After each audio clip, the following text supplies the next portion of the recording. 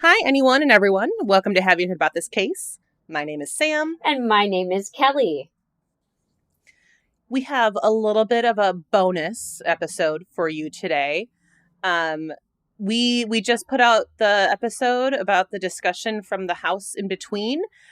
Kelly has now watched both documentaries, so we figured we'd hop in here, get her comments after seeing them now. So what do you got for us? Okay, so I have things for us. So I'm going to start with what I think is the most interesting and compelling thing, which was the deadbolt in the door. Mm-hmm. I wrote down, how did that deadbolt get into that door frame without breaking the door frame? Exactly. I was very interested about that. And then I also totally got what you were saying in the episode. I know it's not my business, but what does she do that she can just abandon her home and sleep at an apartment? Very curious about that. Yeah, I'm curious just because that's the average person can't do that. No. That's more of I'm curious. I think that's more of a personal curiosity. I don't think it necessarily tells the story. I'm correct. Just curious. Yeah, correct. Yeah, it's not really relevant, but just wondering. Another thing that I really, really liked was that Cooney. Do you remember his first name? I didn't write it. Brad Cooney. I was taking notes for this furiously, y'all. So Brad Cooney, I liked. We talked about him in the episode, the boxing podcast guy. But I liked truly in the documentary, he said he just showed up at the house because the house was close to him and knocked on the door like the opposite of a Jehovah's Witness. Right. I thought that was hilarious. I was like, he just looked it up and he said, there's a haunted house right by me. Thought that was very I could funny. totally imagine that being in my retirement. Yeah. Hey, what's going on over there? That seems spooky and fun. Yeah, I'll take part. Heard it's haunted. Let's go knock and see what's up. I think that's very funny. I said this to Sam in a personal call, and I'm going to say it again here, that I rebuke all this door activity. I don't. Yeah, you didn't like that. I don't like all the door activity, like that they're just opening by themselves and closing by themselves, which happens a lot in the documentary. I think that we need someone to come in and fix the hinges on all the doors in this house. Because no. In my opinion, that's a strong no. Speaking of strong no's, it bears repeating that I hate the dolls. I was waiting for you to watch the second documentary and to get the comments on the dolls. Yeah. Why are there... there's no reason. Stop it. And so another thing I found interesting, and I'm going to talk about it a little more in my comments on part 2, is that the contractor that they call in part 1 says the measurements on the house are the same as 06 when it was built. And I wrote, interesting. It was built in 1990. Did he say 06? Or maybe that's the last time it was checked? Yeah, maybe it was the last time it was checked. I just wrote interesting, and I'll explain why I find that interesting shortly. But, same measurements. Interesting. And then the balls, we get shortly into the rolling of the balls, and we speak to a physics department professor at Jackson State who said there could be a magnetic thing happening, and I wrote in my notes that I thought that was really a reach. I don't know. It definitely is a reach, but it's also, it's worth discussing to say, no, it's not possible, but I fully agree with you, and we kind of mentioned it when we recorded the episode. There's not metal in a baseball. No, and they do show them holding a magnet up to it, and I'm like, yeah, that's kind of a reach on his part, which leads to my next statement. One of my favorite parts was that this scientist during our call. Yes, this scientist, he was a Department of Physics professor at Jackson State, and he is laughing during his interview because he's offered a lot of hypotheses on what could make these balls roll, and he can't prove any of his hypotheses, but he's laughing, saying, I don't believe in ghosts. As a scientist, I believe in science. But even he is laughing at the confirmation bias of that statement. It took me out. Well, I think part of it, and like it is comical, like in the context of everything. But I do think a big part of it is because he's just not physically there to test anything. Yeah. He's like, I don't know. Yeah, like, no, he's not. I don't there think to it's do ghosts, anything. but I don't know what it is. Yeah, he can't. Yeah, he can't say 100%, and I think that's driving this guy nuts. But he does. He is taking it on the chin. He's laughing a lot. And then he kind of seems like he'd be a fun professor. I think I would enjoy his class just because he seems a little goofy, which is a lot of fun in my opinion. Yeah, he took it well. He took it all on the chin. He answered the questions. He gave ideas. None of them were accurate, but that's okay. And it's his job. It is his job. And so the next thing we kind of get into is the lighting thing that Alice saw, and we talk a lot about it being a potential UFO thing. Yeah, I didn't really talk about it in the episode, but they do go pretty deep into other area sightings and potential abductions that weren't terribly far from where the house is. Correct. I'm just going to say that dog won't hunt for me.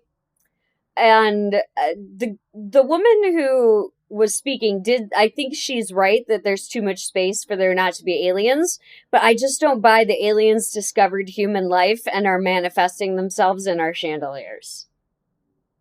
Yeah, well, I don't think that the chandelier and Alice's experience are the same thing. But just for a little bit of context, the woman that you are referring to says that she had a very similar experience to Alice with that one bright light. She said it kind of created a dome over her house. Mm-hmm. But I don't think the chandelier thing and that light experience that caused Alice to leave her house are connected to each other. I don't think so form either. Of the light cast. Like, yeah. I think that those are two separate things. Yeah, I think they're two separate things. It's just, for me, the aliens and the UFO thing, that dog don't hunt. But I don't think it's aliens. Kind of as we said in the episode, like the likelihood of having aliens and paranormal activity, I think is just slim. Yeah, I think that's just slightly high. And then I'm going to share with all of you that the visible crucifixes in shots in part 1 stands at 14 separate crucifixes. But that's you didn't pause that one room. I didn't pause at the back room, but don't worry, I counted them in part 2 because there are 14 individual distinct crucifixes in this. But that's just personal preference. And like I also kind of look at that as, okay, if you are a religious person and this stuff is happening in your house, I get it. As a non-religious person, it seems like a lot. But I get it. If you are a religious person, that's a form of protection. I suppose it seems to be the idea. And so from there, I'll just move straight to the psychics saying, I agree 100% with the psychic not having been to the house before or even know where they're going. She seemed very confused, like walking in. I think it was a very good idea that she didn't even know where she was going. Like, I think that's a good way to do it. It's almost like a double blind. But I don't agree with her when she says she thinks there are multi-dimensions in the house. I find very interesting. We didn't go into it at all because it's not discussed a ton in the episode. But if you watch the other shows that Steve Gonsalves is involved in, they talk about it a little bit. And while preparing to do this episode, I listened to a lot of interviews, a lot of different podcasts, and there's some very, very interesting thoughts on a multi-dimensional haunting, which I find very interesting. I do. I also find it interesting. I don't think it's happening here, but it is. Yeah, I kind of agree. I don't think it's necessarily happening here, but like just kind of like the basic idea of what is discussed frequently. And I'm not going to go too deep into it because I didn't pull that sort of research for this. But something that's really interesting with it is like a residual haunting. A residual haunting is the type of haunting where the spirit is doing kind of the same thing over and over again. They're stuck in this loop. They're not intelligent. They're not communicating with you. They're just doing the same thing over and over again. That's like a time loop. So that's kind of a multi-dimension thing when it comes to the time. They're stuck in their own time. So I find that very interesting. I don't think, based on any of the evidence that they found, that if this is obviously a legitimate and real haunting, as a skeptic, I struggle to say that 100%. But none of this seems residual based on any evidence that they've put forward. Yeah. And so then I'll jump. We interview with Alice a little bit more, and Alice mentions that she's heard of multiple people feeling her house would burn. And I wrote that, I don't know, I guess she did move. Because if I had heard that many people tell me that, I would move too. Especially if it's your 5-year-old neighbor kid who told you there was a body buried in the backyard. I'd probably burn the house down myself. Because that is all true. Erin, the neighbor girl, came over as a 5-year-old. Yes, she came over as a 5-year-old child and told Alice that there was a body buried in her backyard. And I would be like, great, I'm moving. So. See, like, I don't know. Maybe it's because I'm such a skeptic. I just don't feel like that would cause me to leave. A handful of things. 5-year-olds have wild imaginations. While I think that saying that you have a body buried in the backyard is a lot for a child. I also think that might have been something I would have said as a little kid, because I was a creepy little kid. Yeah. Oh no. Yeah. I probably would have said the same thing to my neighbors. I'm just saying, if I was on the receiving end of that, I can't promise that I would hang out. Another thing that I found really interesting was when this neighbor girl, Erin, was visiting Alice in her home. And I believe, if I'm not mistaken, they said the chandelier fell down out of the ceiling, correct? Yes and no. So not actually fell down out of the ceiling. Oh. What my understanding from her description is, like, the chandelier's on a chain from the ceiling, that it lifted up and the chain had slack in it. So once it was kind of released, it fell to not be like falling down, crashing to the ground, just falling down and like removing that slack. And then it was swinging. Okay, well then that's less compelling to me. I mean, the thing is, I grew up in a house that had a chandelier very much like the one in the documentary, and that happened often, so that's less compelling to me. I thought, from the way they presented it in the documentary, that it pulled from the ceiling itself and fell to the table. Maybe, like, the second time I watched it is when I really like caught on and like pictured it fully in my head, and my understanding was that it was like floating up and then came back down to where it was supposed to be, and that's when it was like swinging back and forth. But even if the chandelier fell out of the ceiling or was just swinging, like Erin, this neighbor child, she's a grown woman in the documentary, but at the time she was a child. She's the real deal, because I wrote down, Jesus fucking Christ, this girl has found so many bodies, like 4. Because she helped the police on a different investigation, and everywhere she walked, they dropped flags, and then everywhere later they dug up and found 4 bodies. So this girl that's a lot of bodies. That's right. I wrote that down. And then I believe the cadaver dog over everyone. And I think its owner seems to have given them the key to the whole thing. Yeah, she's the one who first brings it up. Yeah. I believe this is a displaced cemetery. And I think when the town burned, the gravestones did not, obviously. And they said, let's take this cemetery up and move it out to create residency space near to town. And that's my personal opinion. But also, so the house in between part 2, I just watched this morning, so I have actually more detailed thoughts on this. I may have... And we haven't talked about this. So I I'm may have... interested in your thoughts on part 2. I may have gone a little overboard here, but we'll do our best to squeeze this in.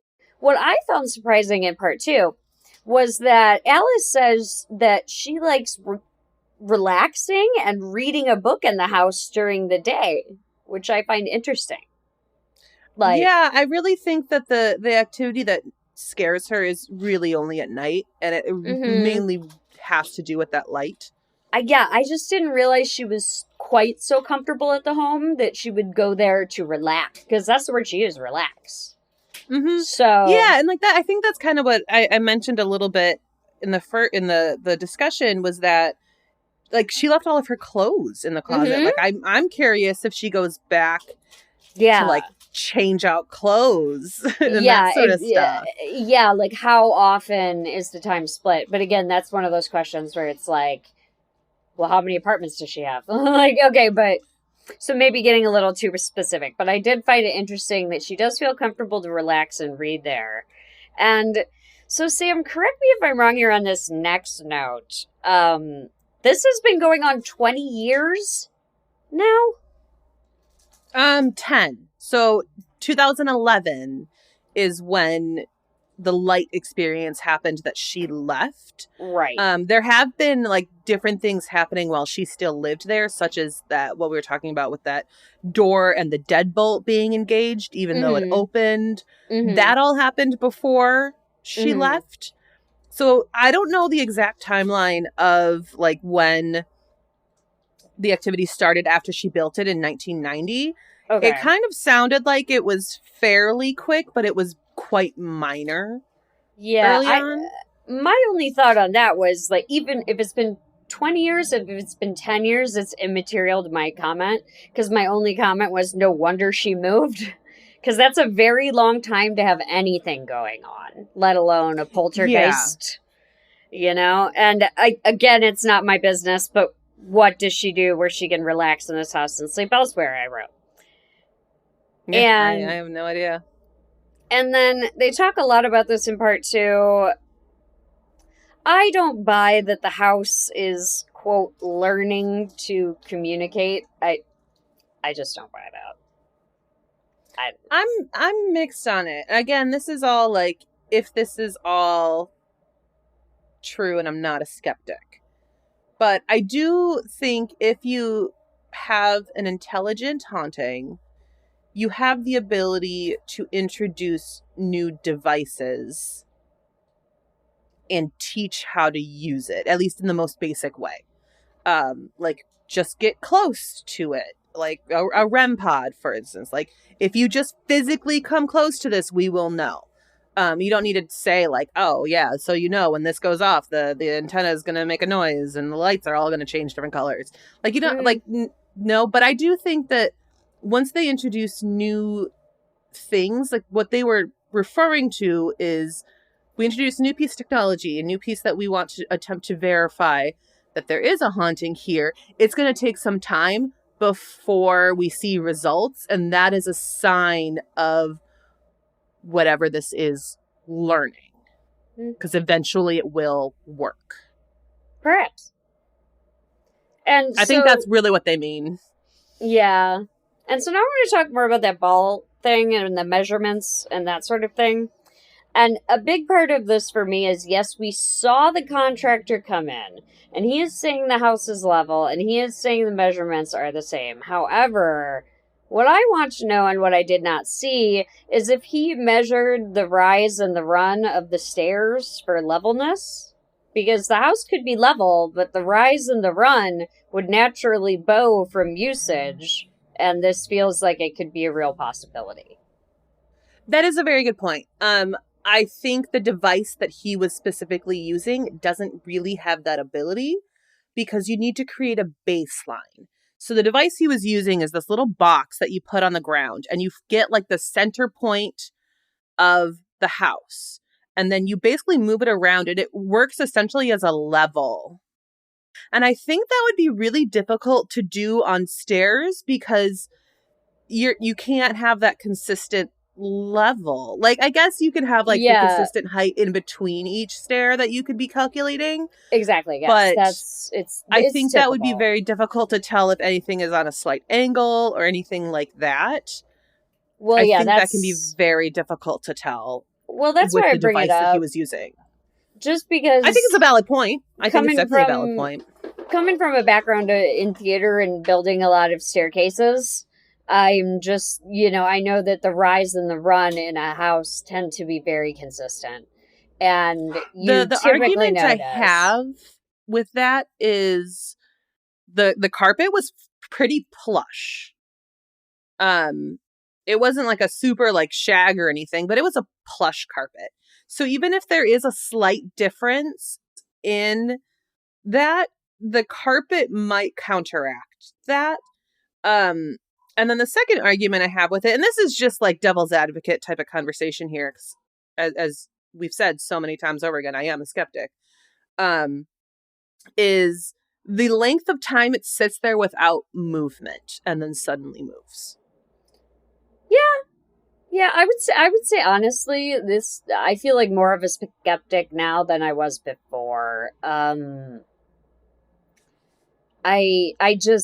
think that stairs bow from usage, and that's a real possibility here. But the doll, I'm more skeptic of than the ball. I'm much more skeptic of the doll than the ball. Because the doll, if you look at when they place it, it's like on the edge of that stair. Well, that's why I was like not as impressed, because it's on the edge of the stairs. So anything, like, especially if it had like a head on it, like a porcelain head or something, it could easily tip back. I don't know. Yeah, the doll I was not as impressed with by any means. Now, we'll just say it because this thing is already full of spoilers. At the very end of the second documentary, they put a carriage. Yeah, that up there. If that falls, that's a whole different story. Exactly. That's what I said straight up to Adam. I was like, if that carriage fell all the way down the stairs, then talk to me. Like, yeah, that's a whole different story. Something that I found super interesting is that Miss Alice talks a lot about being worried about her reputation in the South, and having a haunting. And it just made me wonder, like, I wonder how many people in the South believe in ghosts, because I've been like a Yankee through and through my whole life, and I was a little superstitious growing up, but I wonder if folks in the South believe more, because she seemed to say that most people seemed open to it and were not as like rude to her as she thought they might be. Well, I didn't put this in my original script, but I find this incredibly interesting. As part of my research, I was listening to a lot of different interviews and podcasts with Steve Gonsalves, and him kind of talking about, obviously, this investigation and just the paranormal in general. And he said one thing that is just kind of like, I was thinking about it, I'm like, duh, like, this totally makes sense. But he in this part of the conversation, he was talking all about like his like restored faith in his religion. And he's like, I find it hard for like people who are religious, specifically Christian, to not believe, because isn't that like what the whole reincarnation was? There was a resurrection. Yeah, resurrection, that reincarnation. But like, I'm just like, that's such a valid point. Yeah. The one thing, now we're going to talk a little bit about that geophysicist that Sam mentioned in the episode and just recently a few minutes ago. And I'm going to say something that might not be, everybody might not like it, but I think it's true. And I wish that Steve Gonsalves didn't mansplain all the geophysicist's theories initially before she even looked at the ground. I would have been interested in her theories and their context from her, not just him listing her theories before she even got to the ground. Yeah, I think that's more like an editing thing, but I agree with that. Yeah, I do agree with that. he like listed off like, she said it could be this, she said it could be this, she said it could be this. Like, why are we listening to him to say, like, I want to hear the geophysicist and the context and why? And I don't know. I mean, he is the star of the documentary, but he's not a geophysicist. So right. No, I can understand that fully. I didn't think of that when I was watching it, but like in retrospect, yeah, I see where you're coming from with that. yeah, and so then we get to the point where the geophysicist has her paranormal experience, and we discuss that in the episode. And there's a quote. I don't know if this is from Gonzalez or who said it, but somebody said to the geophysicist, there are many, many reports of apparitions here. But there weren't. There were I wrote literally, one other? I literally wrote, how many? He just mentions the neighbor. Anyone else? Many. I don't think there's anyone else. I kind of caught the same thing, and I didn't mention it early on. But yeah, there was the one other account. Yeah, many seems like a stretch, especially for a full body apparition. Right. But the EVP that they show right after that does sound like I'm in the woods. Yes, it does. When they played and they said the EVP says it sounds it, and that's I'm going to trash talk EVPs here in a little bit, but they're definitely like when we get to the baseball one. I'm assuming that's one you're referring to. I didn't hear it. The EVP about the way it did sound like it said I'm in the woods, and yes, I have that one. I agree. And I have hearing issues and I'm a skeptic, it sounded like. However, one thing that this may be just my Chicago coming through, because this is Southern Georgia, so maybe this isn't common. But I'm just wondering have we examined if there's a homeless person who lives in these woods? They're long and narrow. The same thing. Like, could it really be a real person? This apparition. Yeah, this apparition that they're seeing. Like, could this have actually been? So the woods are. They do a lot of overhead shooting of the woods, and they're long and they're narrow, but they're thick and they're again like long. So you would have space. So I'm like, has anybody examined if there's any like how? I wonder if that's even potentially somebody who could have been walking from like the road, because I think the field on the other side of that narrow section of woods that you're referring to, I think that's the cemetery. I'm not entirely sure. They didn't like do a wide enough shot for us to see, but I wonder if that's like someone walking from the road across to the cemetery. I'm not sure. Through someone's yard. And that comes back.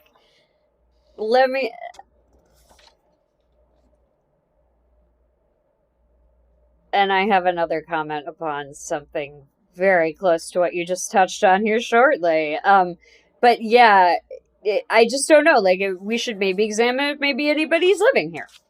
Because then, so what's tough for me here is we then get to the point where we have another psychic enter the picture, which I don't hate. Like, sure, we can have two people check it out, but I think some of the things these psychics are claiming are pretty. I mean, what was said was that they felt there was a hanging or even a lynching at this property. Yes. And I think... Yeah, and I kind of mentioned it in the episode where it's like, that's a big claim. That's an extremely big claim to make. I don't know if I like that. But I'd like to see a newspaper report or a death record. However, maybe it burned in that fire. Mm-hmm. Well, we talked about this on the phone a little bit after you watched the first one. I'm incredibly curious when it comes to the records with the fires in town. When did that happen? So, like, they mentioned a couple different fires, but they really only specifically talk about one from what I can tell. It's kind of vague.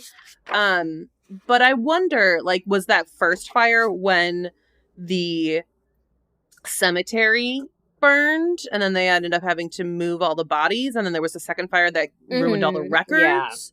Like, could there have been things in between there where they built this house? Like, Yeah. I don't know. I don't even know how many years in between the fires were. I feel like that's something that could have easily been explored or minimally Right. explained a little Because more I would like to clearly. have seen a news report or a death record, because one psychic goes as far as to say that it was an enslaved person. And if you're going to make a claim like that, Yeah. I would like to see records that if there was a plantation there, there should be property records kept before the fire, or if not, they need to diversify their record-keeping locations.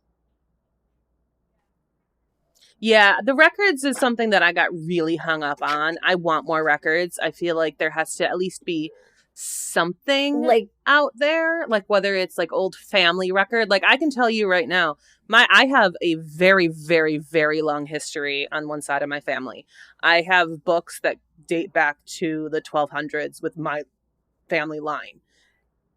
I have, like, I don't have obviously physically have the documents myself in person, but like we have our family history very well documented. If something happens and the public records burn, I got backups. And I'm just saying that, like, if this were to go all the way back to the Civil War, I would imagine those property records would be kept closer somewhere to a state capital or something like that. And I would like proof that there was a plantation there.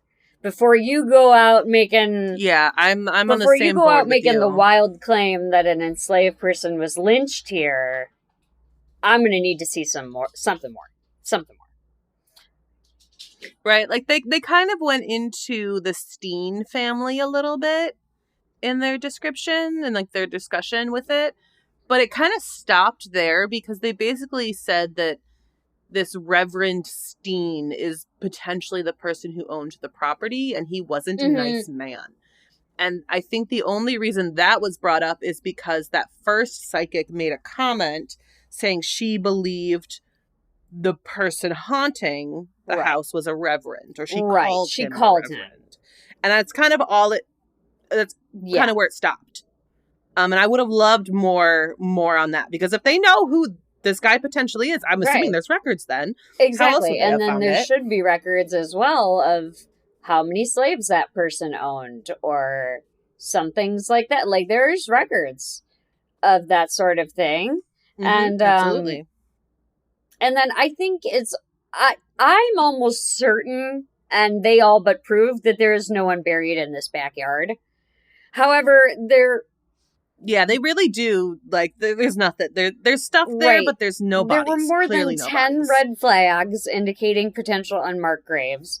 But I still think it's reflective of the old graveyard, in fact, being part of the property and being moved. And the first thing they posit is that the bodies were left.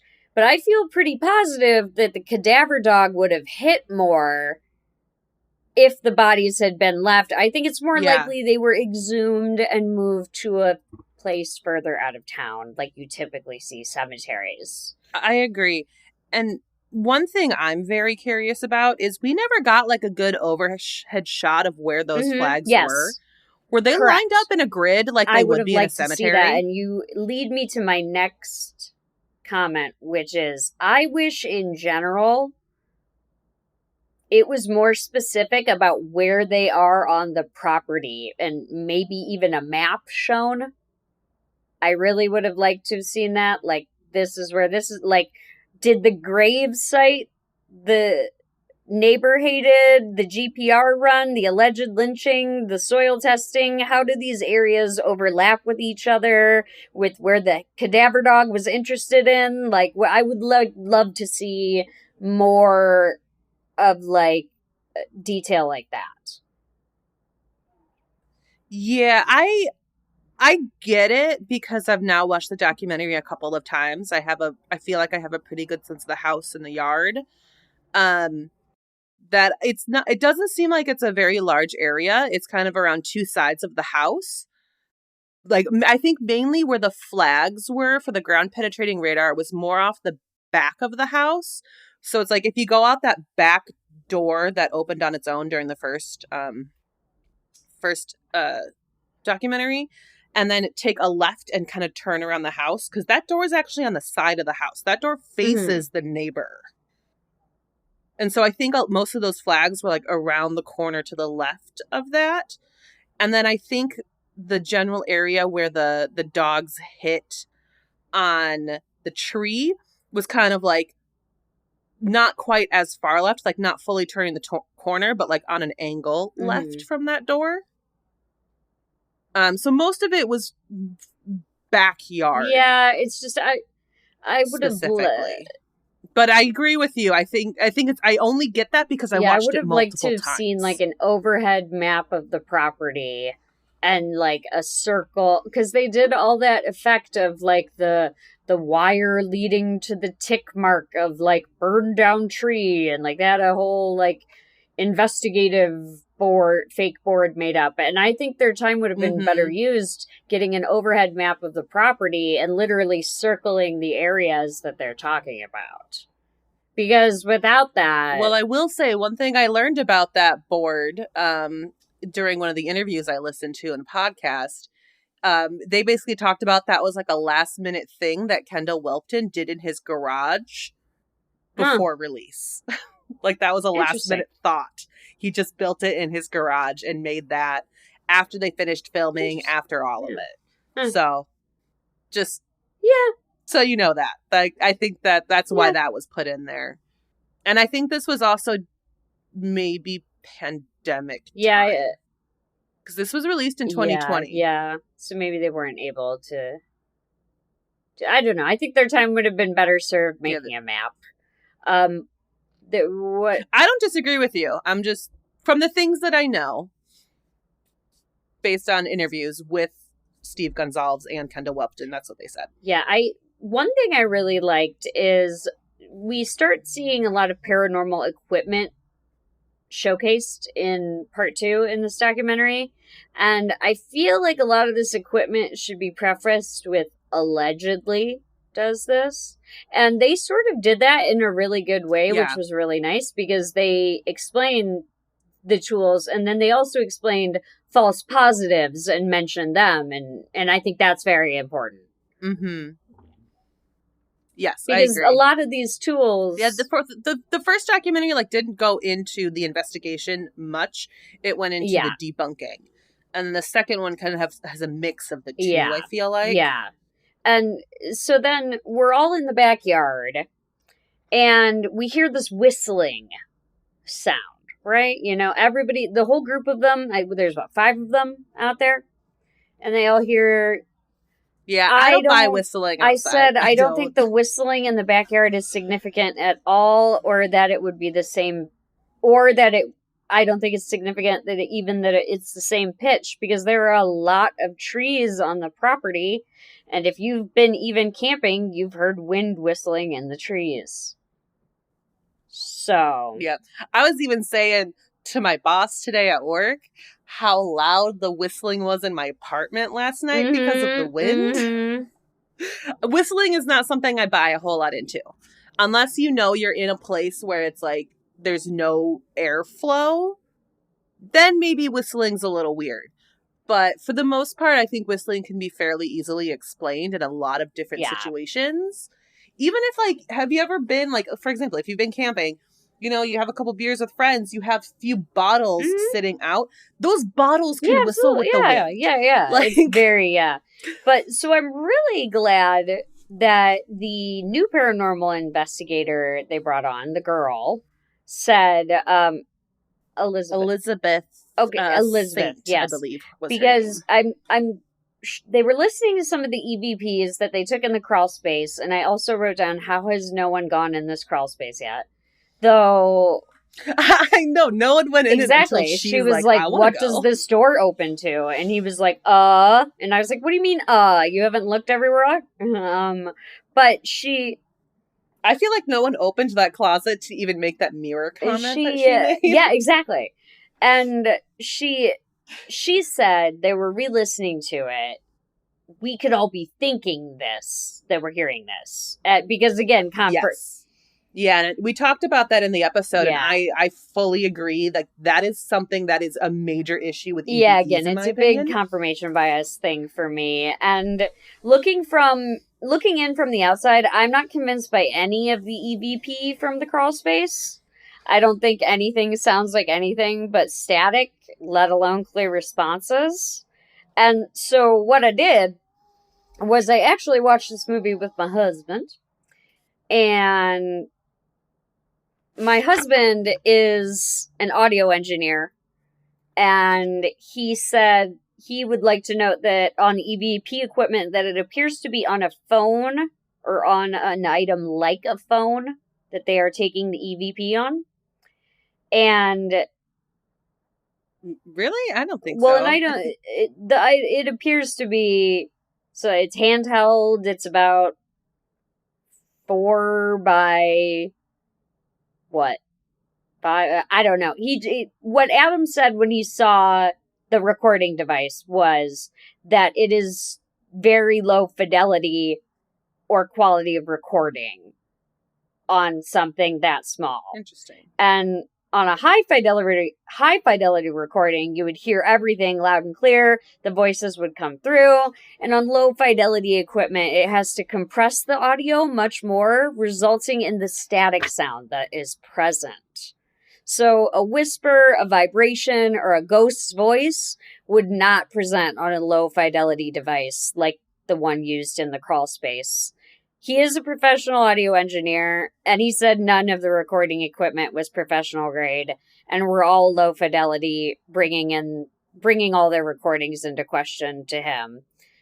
I think they have got great camera monitoring setup, but according to Adam's 23 years of professional audio engineer career, none of their recording devices would pick up what they claim.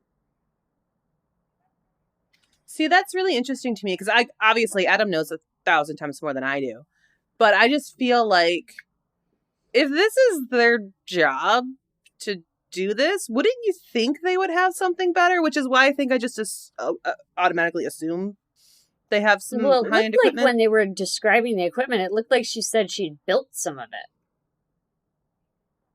She did build some of it because she is engineer. But no, because I've seen some of their equipment that they use in not this documentary, but like the same people who are going out. Steve Gonsalves and Dustin Perry, I've seen them go out before in their other shows, and the stuff that they use, from my understanding, is very high end equipment. So I would be surprised if they didn't have something else. Well, like I trust Adam because he knows more than I do. Yeah, perhaps obviously. on Steve's show, he has his own budget, and this movie was sort of made. This true. Sort of movie seems to have been made with like it took a whole village, and they all came together and made this documentary, which is great. But that may have affected that. But what I do think about them all coming together and making this documentary, I was so happy that it led to Alice being able to sleep in the house, even though it was just for a night. Yeah. Right? We just see... Yeah. And who knows how many more nights, if there were any, there might not have been. Yeah. I don't know. But we do see at the end that she is confident enough to spend at least one night in the house, which I think is really, even if they didn't find any ghosts or spirits or whatever, they helped her get back into her home, at least for a night. And I think that's pretty cool. Yeah, and I think a lot of what comes with paranormal investigation, especially in this sort of way, when you're like going into somebody's home and attempting to find evidence, I think a lot of the point is just to find comfort. Mm-hmm. Yeah. And I think that's what a lot of it is. In reality, is comfort. I'm still always going to be a skeptic. There were a lot of things in this documentary. I think you and I have some different viewpoints, which... Nothing wrong with that. That's kind of the whole point of having this discussion. But I think that there were a few things that made me less skeptical that made you more skeptical, which that's interesting to me. And I think that's, again, kind of like the magic of a documentary. That's kind of the point of it, right? Yeah, exactly. Exactly. We all experience it in our own way. Yeah, like I still fully consider myself a skeptic. I find things in here very interesting where I'm like, oh, I would like more explanation. Yeah. But I think you and I have kind of come to a similar conclusion where it's like we want more background and history. Right. I would like more context. I'm not saying I don't believe something weird is happening in this house. I'm just saying that a lot is being thrown around here without a lot of documentation. But for me, and that's where my notes ended, and I'll just repeat, for me, the thing that I found the best about these documentaries was Alice got to spend a night in her house, which she hasn't done in God knows how long. Like, hopefully it leads to her being confident enough to be able to move back in, because I know it was her dream home at one point. It looks like a fantastic home. Like, I personally would redo some of the interior design, but that's just because I have different taste. But the house itself, I think it's a super cute looking house. It's an adorable house. It just needs less crucifixes, in my opinion. that comes with the interior design changes that I would make. Yeah. But so those were kind of my thoughts. Yeah, well, thank you, because I think it's fun, and I like these sorts of conversations. I think I kind of like them more when we have different opinions. Yeah, because it creates just more conversation. Yeah, it's interesting. It's like again, our favorite word, interesting. Exactly. All right. Well, thank you all for listening to Have You Heard About This Case? We hope that you enjoyed this bonus episode. If you did, please leave us a review on Apple Podcasts. You can find us on Instagram at Have You Heard About This Case Pod, on TikTok at HYHATC, or you can email us at haveyouheardaboutThisCase@gmail.com. Thanks, and we'll talk to you later. Bye!